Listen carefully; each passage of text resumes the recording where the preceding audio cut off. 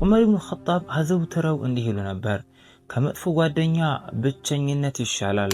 ምክንያቱም የሰው ልጅ ስብዕና የሚገነባው ብዛት አብሮት ከሚውለው ወዳጁ ጓደኛዬ ነው ብሎ ከሚያስበው ሰው ነው ይላሉ። ሳይንስም ደግሞ ለዚህ ንግግር ትክክለኛ ሪስፖንስ አለው። በጣም የሚያጅብ ማለት ነው። በዚህ ዘመን ላይ ሶሻል ኮንታጅን በሚለው ጥናቱ ላይ ጭንቀት፣ መጥፎ ልማዶችና ሞርሊ በጣም የሚደብር የሆኑ ቢሄቪየሮች በአጠቃላይ ልክ እንደ ቫይረስ ከሰው ወደ ሰው ይተላለፋሉ፣ ይስተጋባል የሚለው ነገር ሳይንስ አረጋግጦልናል።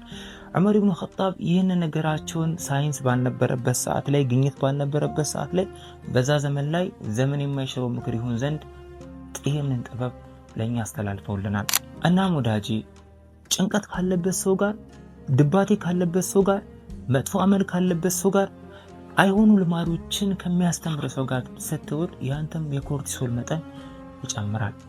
ሰላማዊ ኑሮ፣ ደስተኛ ነገርን፣ ጥሩ ቢሄቪየር እንዲኖር ከፈለግ፣ ጥሩ ፐርሰናሊቲ እንዲኖር ከፈለግ መልካሞችን ወዳጅ አድርግ፣ እነሱን ተቀዳጅ፣ ከነሱ ጋር አብረዋል።